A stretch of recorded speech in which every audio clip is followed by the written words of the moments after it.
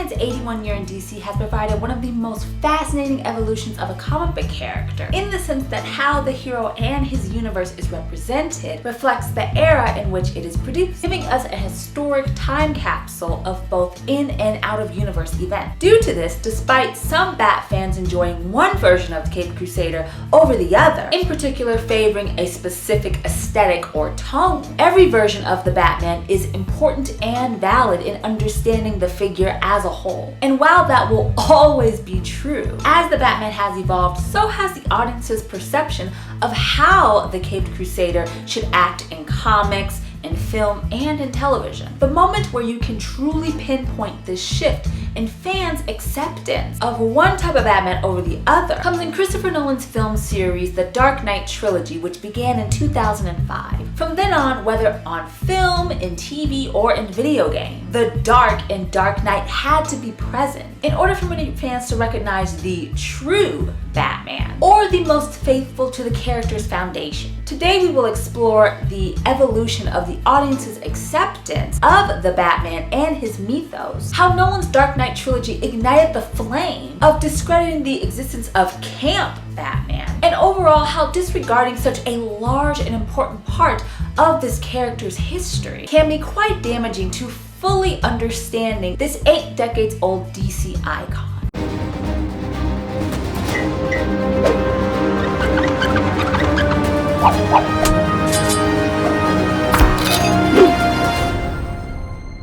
Shortly after creators Bill Finger and Bob Kane introduced the character the Batman, who debuted in Detective Comics issue 27 on March 30th, 1939, the Batman's pulp adventures became extremely popular among readers. From adding his own villains to receiving his first sidekick, Robin the Boy Wonder, in Detective Comics issue 38, Batman's world was continually evolving in comics, radio, and the big screen, debuting in live action in 1943's Columbia Pictures chaptered serials Batman. While the young Caped Crusader's presence in very low-budget cinema was quite small, the Batman's adventures from traveling to fantastical lands inspired by the science fiction craze of the time to escaping ridiculous death traps seemingly in every comic was exciting for young readers. The end of this golden age saw the expansion of the official Batman family, adding characters from the original Batwoman to the bat-obsessed magical imp Gothamite,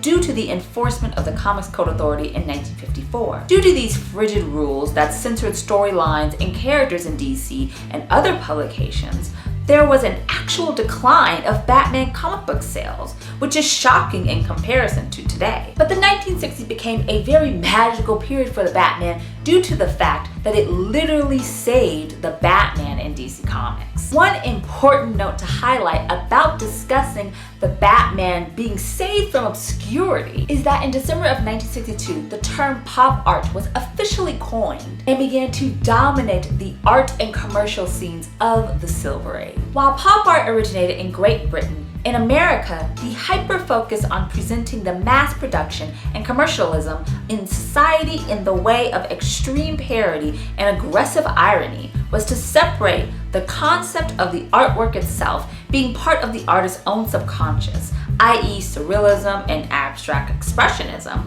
that were at the forefront of the art world in both World War I and World War II. The pop art medium itself used the style and the classic comic books popularized by artists such as Roy Lichtenstein and Andy Warhol. So there wasn't any better time to combine Batman, his comics, and the American pop art movement, which all together would create the stepping stones for the Caped Crusader to be pushed directly into the spotlight. In 1963, the new editor of Batman Comics, Julius Schwartz, decided to revamp the Caped Crusader with a new look, including the now famous yellow oval chest emblem and more detective-driven storylines. Although this seems like a very subtle change to the visual of Batman's classic bat suit, between this and the focus on Batman and Robin, Batman comic book sales began to rise once again in the mid-1960s, making the character relevant for the first time in this modern era. And this popularity would absolutely skyrocket outside of the comic book medium,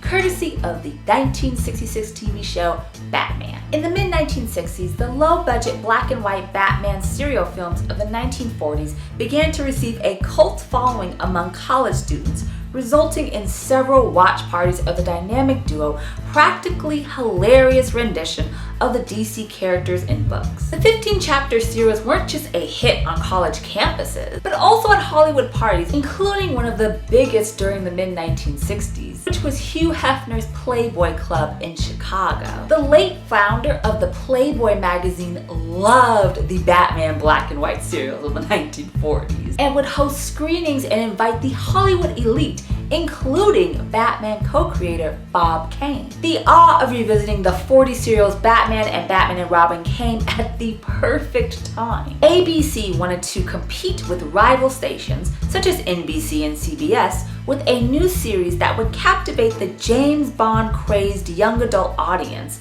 and also be entertaining for a children's audience, almost in the sense of a cartoon. Producer William Dozier's idea to accomplish these two goals came in the Batman character and his current and now better-selling comic books. Dozier wanted to adapt this DC mythos by giving adults a funny, over-the-top parody of the heroes and villains seen in the 1940s serials, while simultaneously providing fun action adventures for children of all ages. The late Adam West, the Bruce Wayne / Batman of the new series, became the perfect candidate to deliver both sides of the show to its audience with his Shakespearean-esque deliveries of lines, all while keeping the episodes lighthearted and full of moral messages for the youths. The pop art power behind flying automatopoeias and the smooth ride of the Batmobile in the 1966 television series were just a few of the now memorable moments in the twice-a-week primetime program. Robin the Boy Wonder, the colorfully devious rogues, and so much more made Batman's pop art comic book tales coming to life, courtesy of the high camp of ABC's Vision, a dominating force for not only all ages, but for fans that walk all different avenues of life across the globe. At that point, Batmania was in full effect, and that reflected in the massive merchandising campaign Batman received, bringing in an astounding $75 million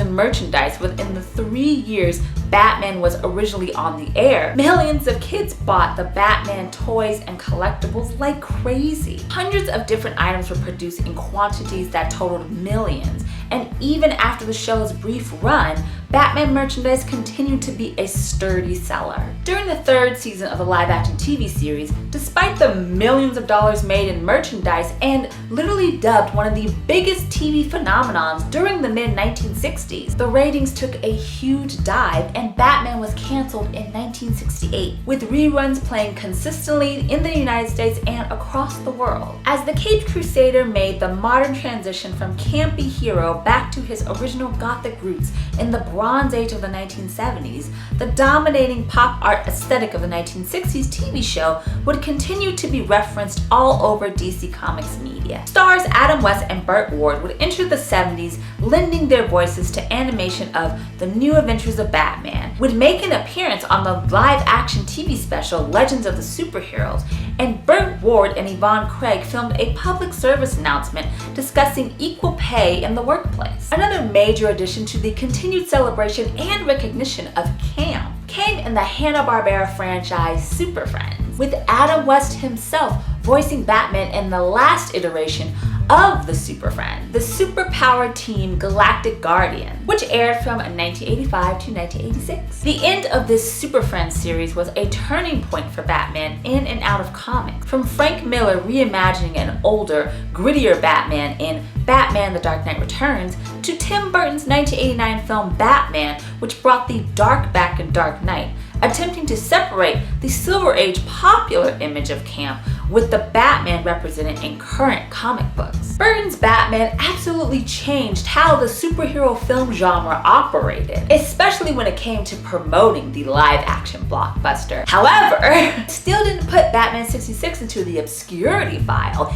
even entering the 1990s, because the campy Batman was still recognized and appreciated across all visual media. Several examples include Adam West's role as Bruce Wayne's Batman's inspiration to be the hero of Gotham in the Batman the Animated Series episode Beware the Grey Ghost, Jim Carrey's Riddler being inspired by Frank Gorshin's King of Conundrums from the 1966 series, and Chris O'Donnell's homage line, "Holy Rusted Metal Batman," in Joel Schumacher's 1995 film Batman Forever, and Schumacher's sequel 1997 film Batman and Robin, bringing to life both golden and silver age tropes and iconography throughout. Those examples and many more showcase the pop art Bright Knight's presence within the modern DC universe being prevalent in one way or another. Entering the early 2000s, despite other darker interpretations of the Batman making their way within the audience consciousness, the unexpectedly dramatic turn of discrediting the pop art Batman came in the year 2005 under the visionary director Christopher Nolan. After the critical and fans' negative response to Schumacher's Batman and Robin,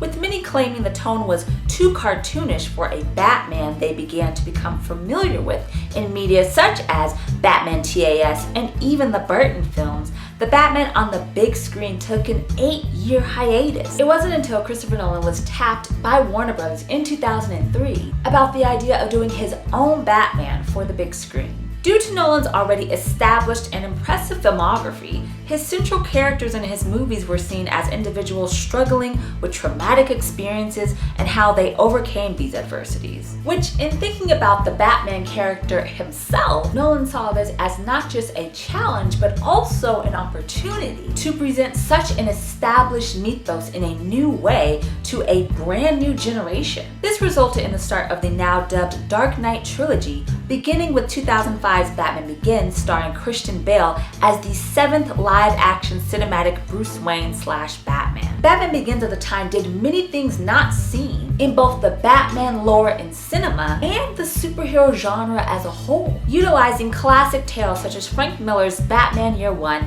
and Denny O'Neil's The Man Who Falls. The first installment of the Nolanverse, for the first time outside of comics, explored Bruce's travel abroad and training to return to Gotham City as a symbol of justice. Another important factor in understanding Nolan's vision for this new big screen Batman is what began the Silver Age Batman being seen as inauthentic. In contrast with the current superhero films of the time that obviously focused on the fantastical, the Nolanverse instead had a hyper-focus on realism and envisioned all the extraordinary pieces of the Batman's universe as if it was in our real world. Wanting to explore the broken psychology of Bruce Wayne and seeing how and why his journey into becoming a creature of the night that hunts down bad guys dressed as a bat unfolded is, regardless of this critique, quite captivating. However, Nolan's realism, which will grow deeper into the foundation of within this particular cinematic universe with the next 2 films, also grew within the consciousness of the audience, especially those being introduced to Batman for the first time in any form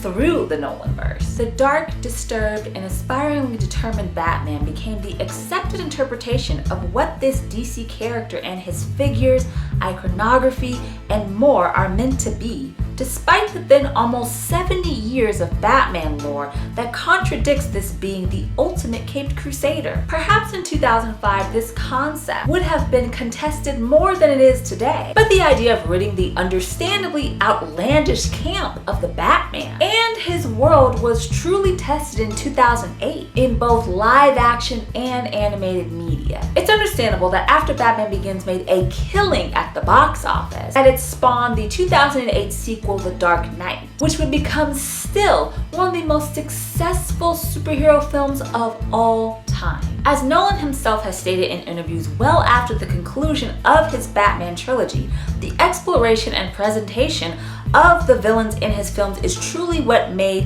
his Nolanverse something special. For example, this can be seen in the tragic transformation of Gotham's District Attorney Harvey Dent into Two-Face, portrayed by Aaron Eckhart, showcasing the blurred lines of the definition of a hero and a villain. But of course, perhaps the most memorable part of The Dark Knight was courtesy of Heath Ledger's performance as the Joker. Ledger's Academy Award-winning performance brilliantly highlighted the chaotic and brutal nature that the Clown Prince of Crime has been known for in comics. But to a new generation of Batman fans, Ledger's Joker became the archetype of the Harley Quinn of hate on the big screen, considering it has been almost 2 decades since the last live-action Joker, Jack Nicholson in Tim Burton's 1989 film Batman, told us about the healing power of laughter. While there is absolutely nothing wrong with thoroughly enjoying Ledger's Joker, because of this critically acclaimed performance, the first live-action Joker, Cesar Romero, would soon be considered not an authentic representation of the character due to the major tone differences. While many saw Ledger's very dark and psychological approach to Jerry Robinson and Bill Finger's Golden Age villain,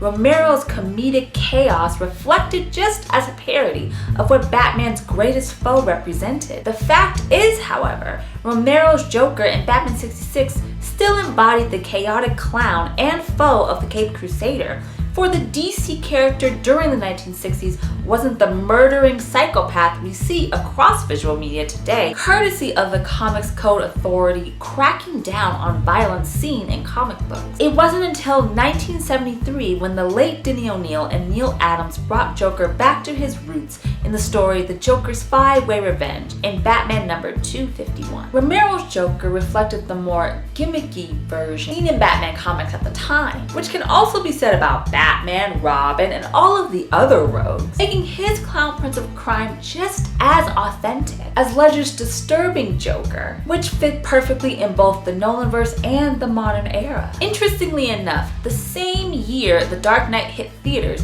a new Batman animated TV series debuted on Cartoon Network titled Batman the Brave and the Bold, which celebrated both the DC publication of the same name and Golden and Silver Age Batman stories. From the dynamic score to the thrilling yet fun adventures of The Dark Knight, Brave and the Bold remained one of the most underrated gems within Batman's animated history due to the fact that this was overshadowed by The Dark Knight's serious and dark aesthetic. Despite the fact that The Brave and the Bold, very much similar to Batman 66, directly put to the screen a faithful adaptation of the Batman in their respected eras. Nolan's third and final film within the Dark Knight trilogy, 2012's The Dark Knight Rises, would wrap up a Batman cinematic universe that cemented the concept that a dark Batman is the only accepted Batman, and that all other versions that were more lighthearted didn't capture the essence of this 81-year-old character. And as other dark Batman stories began to be adapted, especially in animated film,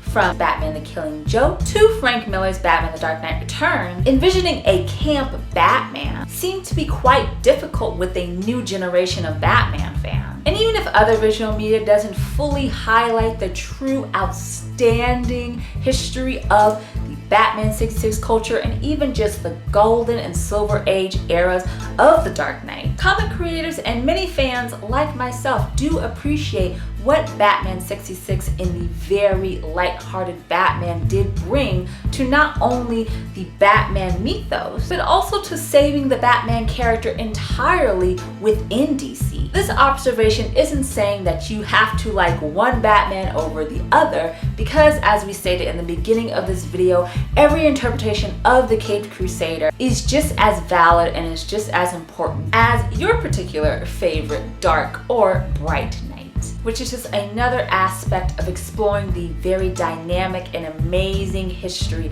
of DC's The Batman. Thank you guys so much for watching this new Batman history video. If you enjoyed it, please give a bat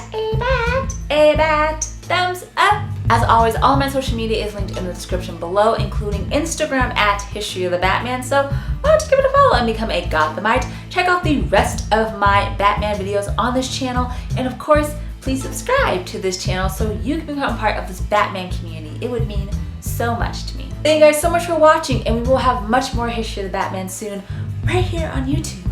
Remember, Gothamites, all about peace, love, and Batman. Bye.